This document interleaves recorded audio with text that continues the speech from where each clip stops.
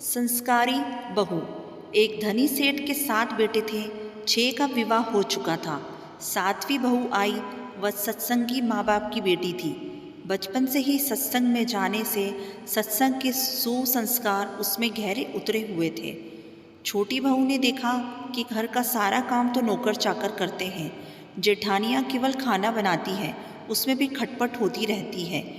बहू को सुसंस्कार मिले थे कि अपना काम स्वयं करना चाहिए और प्रेम से मिलजुल कर रहना चाहिए। अपना काम स्वयं करने से स्वास्थ्य बढ़िया रहता है। उसने सुबह जल्दी स्नान करके शुद्ध वस्त्र पहनकर पहले ही रसोई में जा बैठी। जेठानिया ने टोका, लेकिन फिर भी उसने बड़े प्रेम से रसोई बनाई और सबको प्रेम से भोजन कराया। सभी बड़े प्रसन्न हुए। दिन में सास छोटी बहू के पास जाकर बोली, बहू, तू सबसे छोटी है, तू रसोई क्यों बनाती है? तेरी 6 जेठानियाँ हैं। बहू, माँ जी, कोई भूखा अतिथि घर आ जाए तो उसको आप भोजन क्यों कराते हो? बहू, शास्त्रों में लिखा है कि अतिथि भगवान का स्वरूप होता है। भोजन पाकर वह तृप्त होता है तो भोजन कराने वाले को बड़ा पुण्य मिलता है। माँ जी, अतिथि को भोजन कराने से पुण्य होता है तो क्या घर वालों को भोजन कराने से पाप होता है? अतिथि में भगवान का स्वरूप है तो घर के सभी लोग भी तो भगवान का स्वरूप है, क्योंकि भगवान का निवास तो जीव मात्र में है। और माँ जी, अन्न आपका, बर्तन आपके, सब चीज़ें आपकी हैं।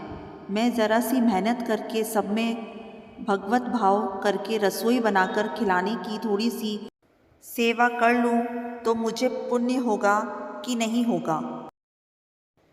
सब प्रेम से भोजन करके तृप्त होंगे, प्रसन्न होंगे तो कितना लाभ होगा। इसलिए माँ जी, आप रसोई मुझे बनाने दो। कुछ मेहनत करूँगी तो स्वास्थ्य भी बढ़िया रहेगा। सास ने सोचा कि बहू बात तो ठीक कहती है, हम इसको सबसे छोटी समझते हैं, पर इसकी बुद्धि सबसे अच्छी है। दूसरे दिन सास सुबह जल्दी स्नान करके रसोई बनाने बैठ गई। बहुओं ने देखा तो बोली, माँ जी, आप परिश्रम क्यों करते हो? सास बोली, तुम्हारी उम्र से मेरी उम्र ज़्यादा है, मैं जल्दी मर जाऊंगी। मैं अभी पुण्य नहीं करूंगी तो फिर कब करूंगी? बहुएं बोली, माँ जी, इसमें पुण्य क्या है? यह तो घर का काम है। सास बोली, घर का काम करने से पाप होता है क्या? जब भूखे व्यक्तियों को, साधुओं को भोजन कराने से पुण्य होता है तो क्या घर वालों को भोजन कराने से पाप होता है? सभी में ईश्वर का वास है। सास की बातें सुनकर सब बहुओं को लगा कि इस बात का तो हमने कभी ख्याल ही नहीं किया। यह युक्ति बहुत बढ़िया है।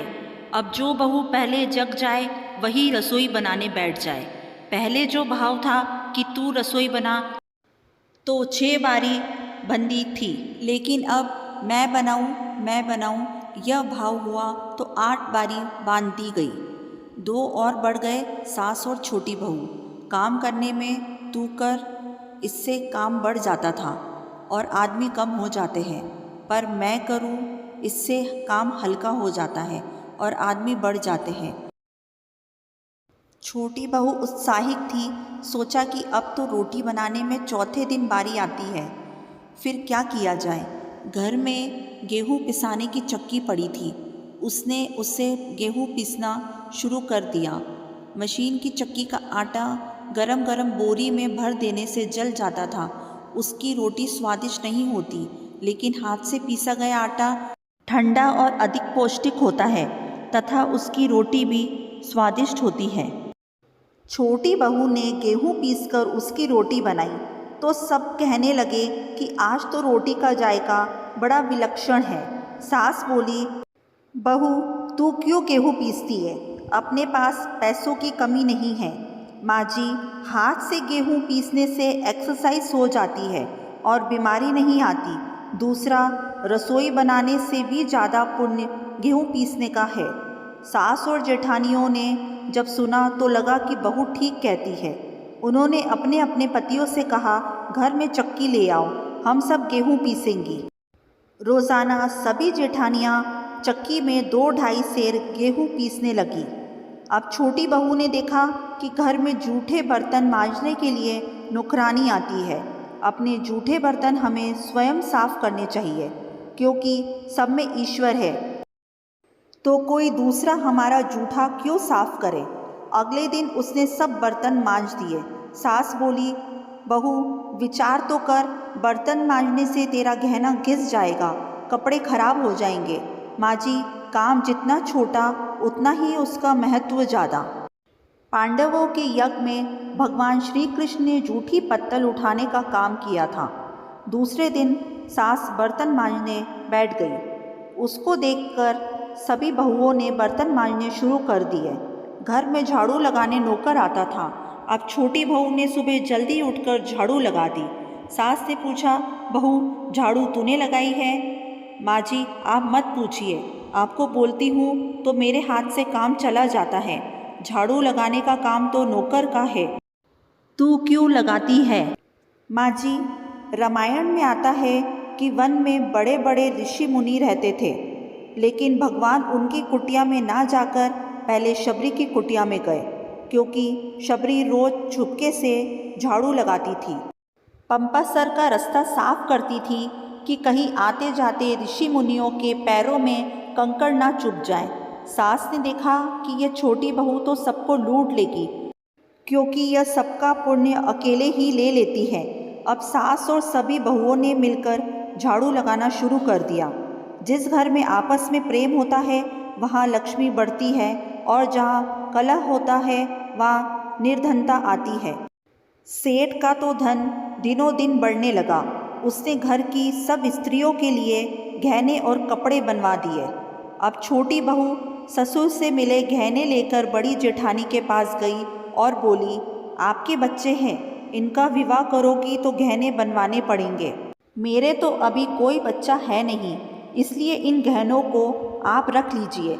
गहने जेठानी को देकर बहू ने कुछ पैसे और कपड़े नौकरों में बांट दिए। सास ने देखा तो बोली, बहू यह तुम क्या करती हो? तेरे ससुर ने सबको गहने बनवा कर दिए हैं और तूने वह जेठानी को दे दिए और पैसे कपड़े नौकरों में बांट दिए। माँ जी, मैं अकेले इतना संग्रह करके क्या करूँगी?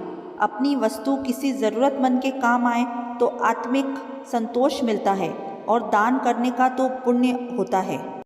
सास को बहू की बात लग गई। वह सेठ के पास जाकर बोली, मैं नौकरों में धोती साड़ी बांटूंगी और आसपास में जो गरीब परिवार रहते हैं उनके बच्चों को फीस में स्वयं भरूंगी। अपने पास कितना धन है, किसी के काम आए तो अच्छा है, ना जाने कब मौत आ जाए और सब यहीं पड़ा रह जाए। जितना अपने हाथ से पुण्य कर्म हो जाए अच्छा है। सेठ बहुत प्रसन्न हुआ कि पहले नौकरों को कुछ देते तो लड़ पड़ती थी, पर अब कहती है कि मैं खुद दूंगी। सास दूसरों को वस्तुएं देने लगी तो यह देख के दूसरी बहुएं भी देने लगी। नौकर भी खुश होके मन लगाकर काम करने लगे और आस पड़ोस में भी खुशहाली छा गई। छोटी बहू ने जो आचरण किया उससे उसके घर का तो सुधार हुआ ही, साथ में पड़ोस पर भी अच्छा असर पड़ा। उनके घर भी सुधर गए। देने के भाव से आपस में प्रेम भाईचारा बढ़ गया। इस तरह बहू को सत्संग से मिली सूझबूझ ने उनके घर के साथ अनेक घरों को खुशहाल कर दिया।